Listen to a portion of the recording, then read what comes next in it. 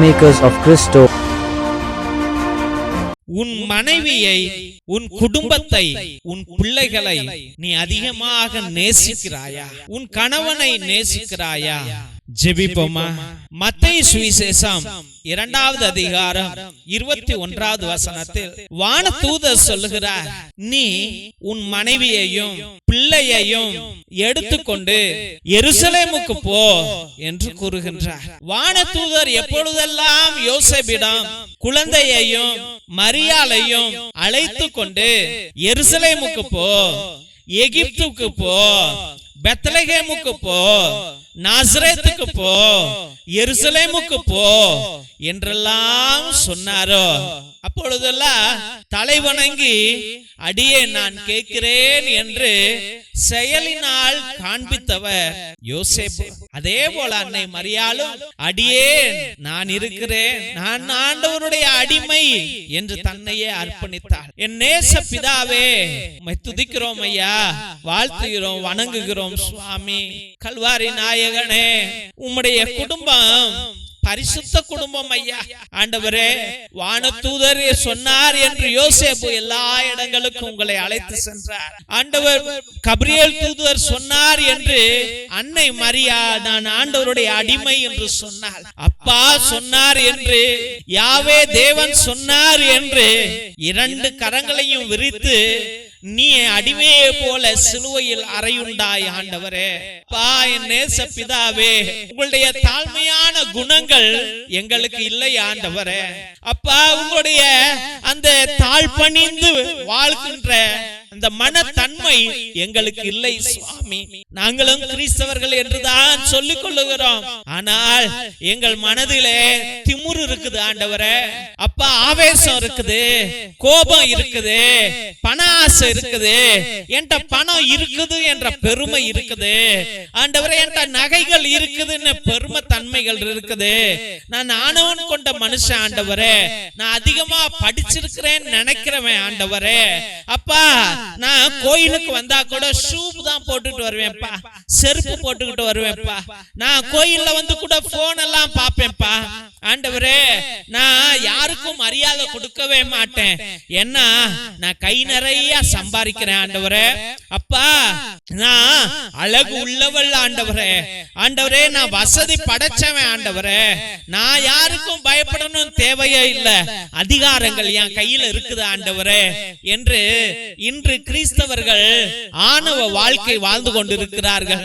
ஆனால் சுவாமி, அப்பா, யோசேப்பு வானதூதர் பேசினார், அன்னை மரியாளிடம் கபிரியேல் தூதுவர் பேசினார். இயேசுவே, உம்மிடம் பரலோகமே பேசியது ஆண்டவரே. அப்பா, நாங்க இந்த மண்ணுக்கு உரியதை பற்றி கொண்டு ஆணவம் படித்தவர்களாக இருக்கிறோம், ஆனால் விண்ணகத்தை பற்றி கொண்ட மனிதர்களே தாழ்மையோடு வாழ்ந்தார்கள் சுவாமி. ஏசப்பா, இன்னைக்கு எத்தனையோ குடும்பத்துல சமாதானம் இல்லப்பா, சந்தோஷம் இல்ல ஆண்டவரே. ஏன்னா கணவன் கணவனாகவே இல்ல சுவாமி. ஏனென்றால் ஆண்டவரே, அன்று யோசேப்பு மனைவியை காப்பாத்தணும், பிள்ளைங்களை காப்பாத்தணும்னு நினைச்சு ஆண்டவரே அவர் அடிபணிந்து ஒவ்வொரு இடத்துக்கும் கூட்டிட்டு சென்றார். இன்று ஒரு கணவனாக தான் மனைவியை கூட கோயிலுக்கு கூட கூட்டிட்டு போகாத மனிதர்கள் இருக்கிறார். கோயிலுக்கு வராத கணவன்மார்கள் எத்தனையோ பேர் இருக்கிறார்கள். தேவனுக்கு எனக்கு சம்பந்தமே இல்லை என்று கடின இருதயம் படைத்த மனிதர்கள் எத்தனையோ பேர் இருக்கிறார்கள் ஆண்டவரே. ஏசப்பா, கணவன் கணவனாக இல்லை ஆண்டவரே. அப்பா, தந்தை தந்தையாக இல்லப்பா. அப்பா, ஒரு எடுத்துக்காட்டான வாழ்க்கை வாழணும், பிள்ளைங்களுக்கு நல்ல பாடங்களை கற்றுக் கொடுக்கணும், பிள்ளைகள் மீது அன்பை காட்டணும் என்று நினைக்கிற தகப்பன்மார்கள் இல்லை சுவாமி. ஒரு குடும்பத்துக்குள்ளாய் பல போட்டிகளும் யுத்தங்களும் நடந்து கொண்டு இருக்கிறது ஆண்டவரே.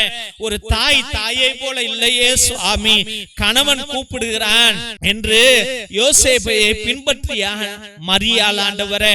ஆனால் இன்று கணவன் பேச்சை கேட்காத மனைவிகள் எத்தனையோ பேர் ஆண்டவரே.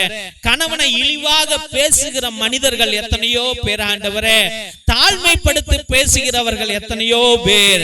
அறிவே இல்ல இவெல்லாம் ஒரு ஆளான் நினைக்கிற மனைவிகள் எத்தனையோ பேர் சுவாமி. இயேசு ராஜாவே, கணவன் நேசித்தால் மனைவி நேசிப்பதில்லை, மனைவி நேசித்தால் கணவன் நேசிப்பதில்லை ஆண்டவரே. இருவரும் நேசித்து வாழ்ந்தால் எவனோ அந்த வாழ்க்கையை கெடுத்து விடுகிறான், தலையிட்டு கெடுத்து விடுகிறான் ஆண்டவரே.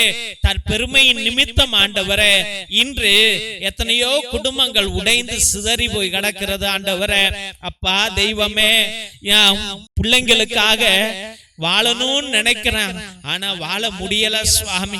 ஏனென்றால் சூழ்நிலைகளும் அவனை ஏதோ ஒரு விதத்தில் தள்ளி விடுகிறது சுவாமி. எஸ் அப்பா, பிள்ளைங்களுக்காக பாடுபடாத தந்தையர்கள் எத்தனையோ பேர், பிள்ளைங்க எக்கெடுகட்டாவது போட்டோம் நினைக்கிறவர்கள் எத்தனையோ பேர் சுவாமி. எஸ் ராஜாவே, என் தெய்வீக கர்த்தாவே, இந்த சிதறி போய் கிடக்கிற குடும்பங்களை பாருங்கப்பா. அப்பா ஆண்டவரே, கிழக்க போனா மகன் மேற்க போறான் ஆண்டவரே. அப்பா, கணவன் கிழக்க போனா மனைவி தெற்க போறா சுவாமி. இயேசுவே, இந்த பிரிவுகளும் பிரிவினைகளும் பாகுபாடுகளும் எதற்காக ஆண்டவரே? இந்த பிளவுகள் எதற்காக அப்பா? உன் கிறிஸ்தவ குடும்பங்களை நீர்தானே அப்பா காப்பாற்றணும் ஆண்டவரே. யோசேப்பை கன்னை மரியாள் பின்பற்றினாள் ஆண்டவரே. ஒவ்வொரு தந்தையையும் பிள்ளைகள் பின்பற்றணும் சுவாமி. ஒவ்வொரு மனைவியையும் ஆண்டவரே பிள்ளைகள் பின்பற்றணும் ஆண்டவரே. ஒவ்வொரு மனைவியும் கணவனை பின்பற்றணும் சுவாமி. இயேசு ராஜாவே, பெற்றோர்களை பிள்ளைகள் பின்பற்றணும் ஆண்டவரே. என் தெய்வீக கர்த்தாவே, இப்பிள்ளைகளை ஆசீர்வதியுங்கப்பா. இவர்களை ஆண்டவரே தாழ்மையான குணத்தோடு ஒற்றுமையாக வாழ விடாமல் இயேசு ராஜாவே தடங்களாக இருக்கிற எல்லா காம பிசாசுகளையும், மோக பிசாசுகளையும், திமுரு பிசாசுகளையும், ஆணவ பிசாசுகளையும், அதிகார பிசாசுகளையும், கடின இருதய பிசாசுகளையும், கோழி மூட்டும் பிசாசுகளையும், புரணி பேசும் பிசாசுகளையும் உம்முடைய பரிசுத்த கல்வாரி சிலுவையின் திரு ரத்தத்தாலே கழுவுகிறோம் ஆண்டவரே, அகற்றுகிறோம் ஆண்டவரே, எரிக்கிறோம் சுவாமி, அகற்றுகிறோம் ஆண்டவரே. இதோ இந்த குடும்பத்திற்கு சமாதானம் உண்டாக கடவது, சந்தோஷம் உண்டாக கடவது, உம்முடைய திரு ரத்தம் தெளிக்கப்பட கடவது ஆண்டவரே. இயேசு ராஜாவே, மனமிரங்கும் ஒவ்வொரு பிள்ளைகளையும் ஆசீர்வதியும். எல்லா துதிகன மகிமை உமக்கே என்று அருமையான பிள்ளைகளை உம்முடைய பரிசுத்தமான கல்வாரி பாதத்திலே சமர்ப்பித்து ஜெபிக்கிறோம் எங்கள் ஜீவனுள்ள நல்ல பிதாவே. ஆமென், ஆமென், ஆமென். சிலுவை ஆசீர்வாதத்தை பெற்றுக் கொள்வோம். தந்தை ஆசீர்வாதத்தின் திருசிலுவை, திருசிலுவை உனக்கும் உன் குடும்பத்திற்கும் வெளிச்சமாய் இருக்கிறது. நரக சர்ப்பம் உனக்கு அதிபதியாக வேண்டாம். சாத்தானே அப்பாலே போ. அபத்தங்களை பிள்ளைகளுக்கு போதிக்காதே. நீ கொடுப்பது தீது, நீயே அந்த நஞ்சை உட்கொள். திவ்ய நற்கருணை ஆசீர்வாதத்தை பெற்றுக் கொள்வோம். எல்லாம் அல்ல இறைவன், தந்தை, மகன், தூய ஆவியார் உங்களையும் உங்கள் குடும்பத்தாரையும் ஆசீர்வதித்து வழி நடத்தி காத்திருள்வாராக. ஆமென், ஆமென், ஆமென். தெய்வ பிள்ளைகளே, ஒவ்வொரு நாளும் மதியம் 3 மணியிலிருந்து 5 மணி வரைக்கும் ஒவ்வொரு பிள்ளைகளுடைய கருத்துகளையும் உங்களுடைய கண்ணீர்களையும் இறை இரக்கத்தின் நற்கருணை ஆராதனையிலும் ஜெபமாலையிலும் நவநாளிலும் நேர்த்தி திருப்பலியிலும் உங்களுடைய விண்ணப்பங்களை அர்ப்பணித்து ஜெபித்துக் கொண்டிருக்கிறோம். உங்களுடைய விண்ணப்பங்களை கீழே இருக்கிற வாட்ஸ்அப் நம்பருக்கோ இல்லை லைவ் சாட் மூலியமாக கூட நீங்கள் அனுப்பலாம். தயங்காமல் அனுப்பலாம் என்பதை அன்போடு தெரிவித்துக் கொள்கின்றோம். தெய்வ பிள்ளைகளே, ஒருவேளை உங்களுடைய கருத்துக்கள் பெரிய கருத்துக்களாக கஷ்டமான சூழ்நிலைகளில் இருந்தால் தயவு செய்து நேர்த்தி திருப்பலியை அர்ப்பணியுங்கள். 1 3 5 7 9 12 30 33 77 என்று நீங்கள் உங்கள் கருத்துக்களுக்கு தகுந்தாப்புல நீங்க கடவுள்கிட்ட நேர்த்தி திருப்பலியை அர்ப்பணிக்கலாம். அதனால நேர்த்தி திருப்பலியிலே பயங்கர வல்லமைகள் இருக்கிறது. ஒரே குருவானவர் 2 மணி நேரம் உட்கார்ந்து உங்களுக்காக ஜெபித்து கொண்டிருக்கிறார் என்றால் எல்லா ஜெபங்களையும் ஒரே சாமியார் உட்கார்ந்து இந்த பிள்ளையை ஆசீர்வதிங்கன்னு ஜெபங்களை சொல்லி சொல்லி கேட்கும்போது எவ்வளவு வல்லமை இருக்கும் என்பதை நீங்களே சிந்தித்து பாருங்கள் என்பதை அன்போடு தெரிவித்துக் கொள்கிறோம் தெய்வ பிள்ளைகளே. நிச்சயமாக நாங்க ஒரே ஒரு உதவி கேட்கிறோம். இந்த சேனலை தயவு செய்து பார்க்கிறவர்கள் நீங்க சப்ஸ்கிரைப் பண்ணுங்க. அதை உங்களுடைய வாட்ஸ்அப் ஸ்டேட்டஸ்ல, வாட்ஸ்அப் குரூப்ல, பேஸ்புக்ல நீங்கள் பகிரும்படியா ஜெபிக்கிறோம். எங்க ஃபாதர்ஸ் இல்லைன்னா இதை நிப்பாட்டி விடுவாங்க என்று அன்போடு தெரிவித்துக் கொள்கிறோம். ஏனென்றால் இவ்வளவு செலவு பண்ணிட்டு இது வளர்ச்சி அடையல, அப்படி என்றால் இவ்வளவு current, net bill, computer, camera அப்படி என்று ஃபாதர்ஸ் வருத்தப்பட்டு நிப்பாட்டிடுவாங்க. அதனால் தயவு செய்து இந்த உன்னத தெய்வ பணி இன்னும் வளரணும், உங்க கையால் வளரணும், உங்க ஆசீர்வாதத்தால் வளரணும், இன்னும் பல ஆத்துமாக்கள் ரட்சிக்கப்படணும் என்பதை நீங்கள் விருப்பப்பட்டால் இதை பகிருங்கள், இதை செய்யுங்க என்று அன்போடு வேண்டுகிறோம் தெய்வ பிள்ளைகளே. நிச்சயமாக நாங்கள் உதவி செய்கிற ஏழை எளிய பிள்ளைகளுக்கு உங்களால் முடிந்த உங்களுடைய பிள்ளைகளுடைய பழைய ட்ரௌசர், பேண்ட், ஷர்ட், டிஷர்ட் இல்ல நோட்டு புஸ்தகங்கள் போல நிறைய இருக்கலாம். அது வேஸ்டா கிடக்கலாம். பரணியில சொருவி வச்சிருப்பீங்க, தயவு செய்து பீரோல சொருவி வச்சிருப்பீங்க, அதெல்லாம் எடுத்து வேஸ்டா கரையான் சாப்பிட்றதுக்கு பதிலா எங்க பிள்ளைங்களுக்கு கொடுத்தால் நாங்கள் மிகவும் சந்தோஷப்படுவோம் என்பதை அன்போடு தெரிவித்துக் கொள்கிறோம்.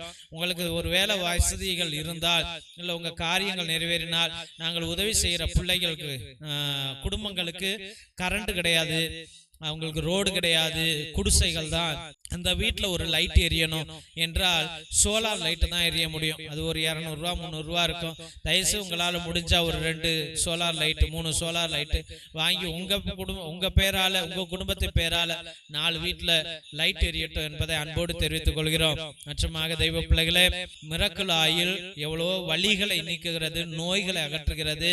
கண்ணை தவிர்த்து எல்லா இடங்களிலும் வலிகள் இருந்தால், நோய்கள் இருந்தால், எப்படிப்பட்ட நோய்கள் இருந்தாலும் தயவு செய்து அதை வாங்கி 10 சொட்டு 20 சொட்டு அந்த வலிக்கிற இடத்துல நல்லா தினமும் தேய்ச்சிட்டு வாங்க. தலையில தேய்ங்க, பிபி சுகர் குறையும். சுடுதண்ணில போட்டு ஒரு சொட்டு போட்டு குடிங்க, பிபி சுகர் குறையும் என்பதை அன்போடு தெரிவித்துக் கொள்கிறோம். மற்றுமாக ரத்தத்தின் விடுதலை ஜெப புத்தகம், இது 120 வருடங்களுக்கு முன்பதாக எழுதப்பட்ட புத்தகம். அந்த காலத்தில் நம்முடைய வீட்டுல அந்தோனியா தகடு, செபஸ்தியா தகடெல்லாம் இருக்கும். அதுல உள்ள கட்டு ஜபங்கள், ரகசிய ஜபங்கள், அது செய்வினை அகற்ற ஜபம், சாத்தான விரட்டுகிற ஜபம், பல விதமான கட்டு ஜபங்கள் இருக்கிறது. இந்த கட்டு ஜப புத்தகத்தை வாங்கி தயவு செய்து பயன்படுத்துங்கள். வாழ்க்கையில வெற்றி அடையுங்கள்.